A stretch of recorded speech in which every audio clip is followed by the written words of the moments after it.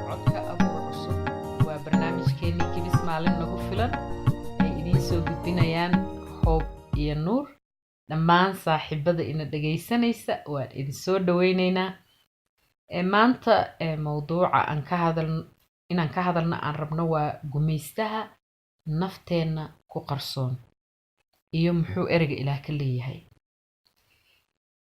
run ahaantii aad ayaa u necebnahay in aan addoon qof u ahaano ama nala gumaysto ama waddankeena xataa uu hoos imaado oo gumaysi. laakiin waxaan ilownaa in gumaystaha ugu weyn uu nafteena ku qarsoon yahay. gumaystahaas ugu weyn runtii oo khatarta nafteena ku ah ama bani aadanka ku ah oo aan ku hoos jirno waa ruuxa cabsida ama baqdinta. sidaas daraaddeed aan jeclaysanay inaan ku tusno kitaabka quduuska muxuu ka leeyahay gumaystahaas dad badan ay hoos joogaan. marar badan kitaabka quduuska wuxuu ka hadlayaa baqdinta. ilaahayna wuxuu leeyahay ha baqina. maxaa yeelay baqdinta waxay is hor istaagtaa runta la ogaado ama nolol la helo. waxa is hor istaagi kara waa baqdinta. run ahaantii waxaa jira hadda xataa fiirino waxyaalaha ka dhacaya waddankeena iyo adduunka. yacni waddan ama koox ama shaqsi waxa ugu horeeyo ee lagu maamulo waa cabsigelin. waxa lagu kontroolaha cabsigelin oo ay noqoto awoodeed ama mid fikreed. oo qaar baa waxay yihiin dadka awoodooda ku xukuma oo qori ku xukuma. qaar waxaa jiro koox diimeed oo dadka ku xuuxiya ilaah oo baqdin ku beera si ay u maamulaan fikirkooda iyo doorashadooda. haddaan fiirino shaqsi ahaanna qaar baa waxaa jira adeegsada cabsigelin qofka aynan rabin ama waxa aynan rabin dadka ku sameeya inay cabsigeliyaan oo dadka cabsiyaan oo u sheegaan inuu khatar ku yahay. marka cabsida way ballaaran tahay. mawduuc aad u weyn waaye. laakiin maanta wax yar aan rabnaa inaan ka tataabano bal muxuu Bible-ka ka leeyahay, muxuu ereyga ilaah cabsida naga barayaa. amiin. waa mahadsan tahay Hoobey. horta ilaahay hadalkiisa kitaabka quduuska ah waxaa lagu sheegaa intaasoo boqol ay dadku sheegaan uu ilaahay leeyahay ha cabsanina. ha cabsanina. dad wax ku sheegay 300 iyo xoogaa dad waxay ku sheegaan intaasoo macnaha ilaahay uu dhahay cabsanina siyaabo kala duwan uu noogu sheegayo. cabsida horta wax jiro oo nala nool aadan haddaan nahay. kitaabka quduuska marka ugu horeyso horta ilaahay wuxuu noola hadlayaa annaga marka uu nala hadlayo oo hadalkiisa nagula hadlayo wuxuu noo yahay ilaahay waalid oo kale. aabbahan waa ilaahay. tusaale ahaan ilmaha yararka markii waalidkood ay ka fogaadaan way baqaan ilmaha. laakiin marka uu waalidka oo ilmaha kor uga joodo u yimaado macnaha carruurta wuxuu dhahaa ha baqin. ilaahay marka wuxuu noola hadlayaa inaanan macnaha cabsanin. baqdinta horta marka sidaa sheegtay waa cudur. dad badan ayaa cabsi darteed isbitaallo u jiifo. kuwo badan cabsi darteed ayay waxay uga hoos jiraan waxaysan raalli ka ahayn. kuwo badan cabsi darteed ayayba u dhinteen. cabsida waxay noo diidaa marka inaan hor u socono. cabsida waxay naga hor istaagtaa inaan ka faa'iidaysano hibada ilaahay uuna siiyey. marmar waxay naga hor istaagtaa cabsida inaan xataa runta sheegno. dad badan ayaa cabsi darteed bulshada soo dhex geli karin ayagoo gudaha ay uga jirto arrin aan xaqiiqo ahayn taasoo ah sida ay naftooda u arkaan. dad badan waxay ka cabsadaan in la caayo. waxaasoo dhan marka ilaahay wuxuu noogu sheegayaa ereygiisa. kitaabka quduuska waxaan ka soo qaadanaynaa waxyiga ilaahay u waxyooday nebi ishaaciya. kitaabka ishaaciya la yiraahdo cutubka 41 aayadda 10 ayaan aayaddaas marka hore noo akhrinayaa. ilaahay wuxuu leeyahay eebba wuxuu leeyahay ha cabsanina waayo waan idinla jiraa. ha nixina maxaa yeelay ilaahiina baa nahay. waan idin xoogeyn doonaa waanan idin caawin doonaa oo waxaan idinku tiirin doonaa midigteyda xaq ah. baleed aayaddaas waxyaalo badan aan ka baranaynaa aayaddan marka kowda hore ilaahay wuxuu leeyahay cabsanina waa amar. fiiriya wuxuu leeyahay sababtaan u cabsanin maxaa waaye wuxuu leeyahay waan idinla jiraa anigaa idinla jiro. ilaahay yuu la hadlayaa dadka asaga aaminsan dadka hadalkiisa aaminsan ayuu la hadlayaa wuxuuna leeyahay aniga marka hore ha baqina marka hore sababtoo ah waayo waa idinla jira ilaahay marka hadduu nala jiro waxaan ka cabsanayna male mar kale wuxuu kusoo celinaya eebba wuxuu leeyahay hanixina sababtoo ah wuxuu leeyahay maxaa yeelay ilaahayna ma anahay waan ogahay xaaladiina waan ogahay waxaa ku sugantihiin waan ogahay waxaa ka cabsanaysiin marka aniga ilaah baan ahay uu leeyahay marka wuxuu leeyahay waan idin xoogeyn doonaa xataa haddaa cabsataan ogaada ina aniga awood idin siinaayo waa idin xoogeyn doonaa waanan idin caawin doonaa oo waxaan idinku tiirin doonaa uu leeyahay midigtayda xaqa ah markaad daciifnimo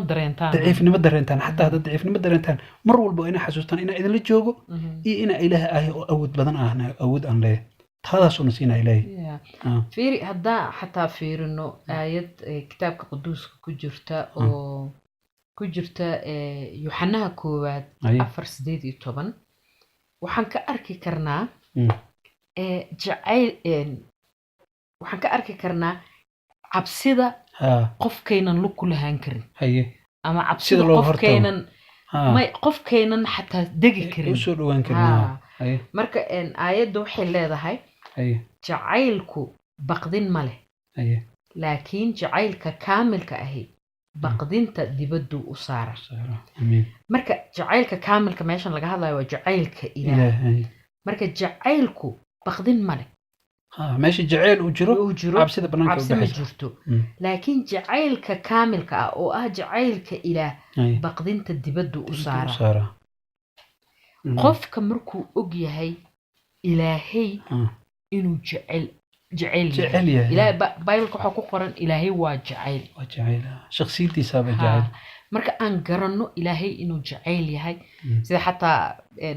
qaybihii hore oo uga soo hadalna qorshaha ilaah inuu ilaahayna jecel yahay runtii muhiimaddu waxay tahay inaan garanno ilaahay inuu jacayl yahay marka aan garanno oo qalbigeena uu ku dego oo ogaano in wax walba gacantiisa ay ku jiraan uu yahay ilaah asagana abuuray ilaah asaga wax walba gacantiisa ku haya laakiin aan ognahay inuu jacayl noo hayo oo ilaah jacayl yahay dhibaataynaynin cabsi dhan ma jirayso waayo maxaa kalsooniya imaanaysa kalsooni because cabsida muxuu dhahay meeshan wuxuu dhahay cabsida ciqaab bay leedahay dadka cabsida ku hoos jiro way ciqaaban yihiin yaa annaga waa naqaanaa waa soo marnay cabsidaas yacni cabsida ciqaabay leedahay waa qof ciqaab ku hoos jira oo kii baqaana kaamil kuma noqon jacaylka marka waxa waaye waxa ugu horeeya ama muhiimadda ugu horeeya oo xal u noqon karta cabsidan waa ruux ayuu ku leeyahay waxa u noqon kara xal waa ogaanshaha ilaah la barto in ilaahay jacayl yahay in ilaahay wanaag yahay in ilaahay fiican yahay markaa ognahay wax walbo oo na soo waajaho waxaan ognahay inuu asaga in control yahay oo asaga control ma cabsanayno sidoo kale marka aayadan hadda kitaabka cibraaniyadda cutubka 2 aayadda 14 ilaa 15 anoo aqriyo bal waxay leedahay caruurtu waxay qayb ka heleen jir iyo dhiig taas aawadeed isaguna sidaas oo kale ayuu uga qayb qaatay inuu dhimasho ku baabi'iyo kii xoogga dhimashada lahaa oo ah ibliiska marka hore aayaddu waxay sheegaysaa 14-15 gadaalanka akhrina waxay leedahay caruurta annaga bini aadan ahaan waxaan qayb ka helnay jir iyo dhiig bini aadanka jir iyo dhiig uu ka samaysan yahay taas aawadeed isaguna masiixa laga hadlayaa ilaahay ereygiisu dunida usoo diray sidaas oo kale ayuu uga qayb qaatay inuu jir iyo dhiig ku yimaado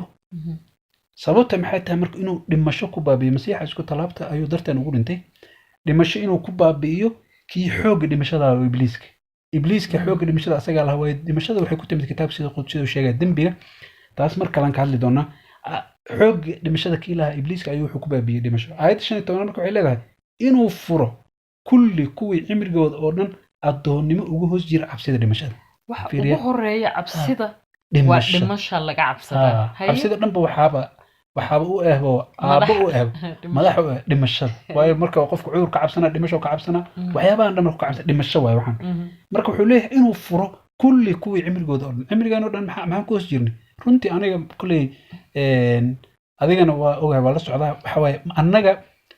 markii hore aniga waxa ugu badan oo ka cabsan jiray waxay ahayd dhimasho waayo dhimashada waxaana la dhihi jiray moogtahay markaad dhimatid isla markii qabriga lagaaga soo tago masasaa ku imaanaya cadaab qabriga lagu gelina macnaha dahaag waxyaaba lamid soo dhimashada waa ka cabsanaya marka daqiiqad maanta daa dhimatid waxaa leedahay caawa jaa waxaa gelaysaa ciqaab marka adoo ilmo ahaaba lagugu soo korinaya ilmaha lagugu soo korinaya cadaab qabri iyo masas iyo waxba meesha kugu sugaa waa cabsan jirnay hadda runtii aniga masiixa waxyaaba igu xoreeyay waxaa aan rasmiga oo runtaa waxay tahay cabsida dhimasho aan hadda kama cabsanayo waayo meeshaan u socdo waan garanaa qofkaan aaminsanahay waan garanaa rabbiga ilaahay inuu jecel yahay ogahay inuu meel iila fidhin xukun iyo naar iyo cadaab aan ogahay waayo inuu asagana jecel yahay asagana uu gacanta nagu hayo wuxuu naga furay marka kulli cimrigooda ugu hoos jiray addoonnimo cabsida dhimashada ya amiin aayaddaanayto markaa fiirisid waxay sheegaysaa waxayna tusaysaa cabsida inay gumaystay sidaa kow sheegnay marka gumaysta bini aadamka inuu yahay cabsida haddaan akrino 15 ayaa dhahayo iyo inuu furo kulli kuwii cimrigooda oo dhan addoonnimo ugu hoos jiray cabsida soo cabsida waxay tahay waa gumaysi oo dadka bini aadanka ay ku hoos jiraan ayuuna tusayaa taas ayuu masiixa naga furtay oo ilaahay uu noo sameeyey mid kale cabsida dee aabaheed yaa waayo shaytaanka waa ibliiska marka waxa waaye wuxuu ku kontroolaa dadka sida sheegaysa hadda cabsidaas ibliiska cabsidaas dadku ku kontroolaa laakiin ilaahay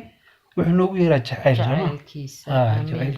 amiin waxaan soo xasuustay oo kale aayad ku jirta Romans 8:15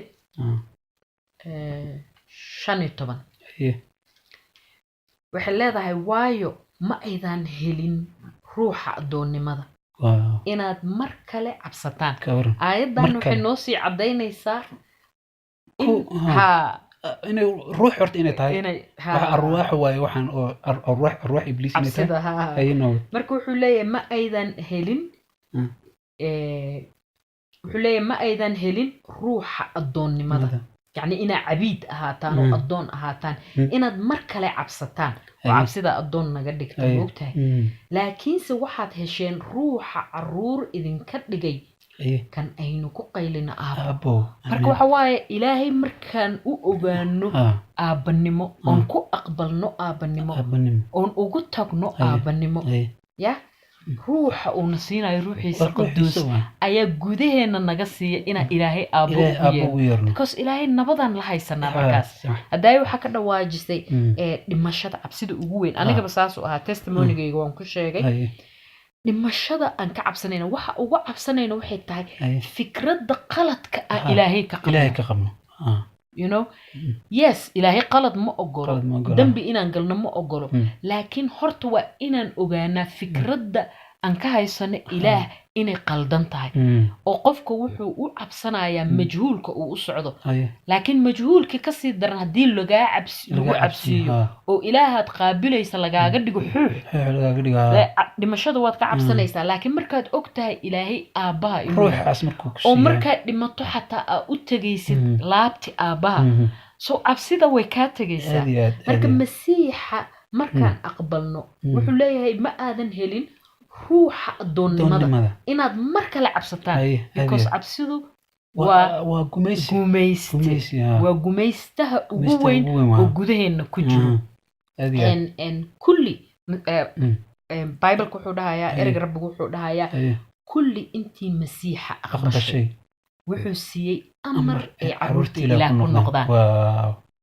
سو مسيحة waxa uu noogu yimid ba waxa waay inuu inaga furto adoonsiga cabsida ay bini aadanka ku hoos jiraan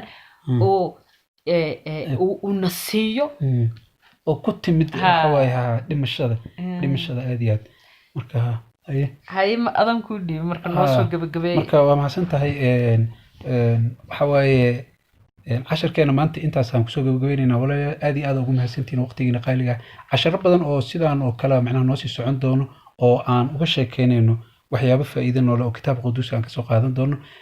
maanta intaas aan kusoo gunaanadeynaa casharkeena haddii aad talo noo haysid ama aad su'aal qabtid ama si kale aragtid inaad noola soo xiriirtid fadlan waxaad nagala soo xiriiri kartaa emailkeena abuurcusub@gmail.com. inta aan waqtigan maahno waqti kale aan kulmayno anigii waxaan kaga tegaynaa nimcadda iyo nabadda masiixa ay idinla jirto dhamaan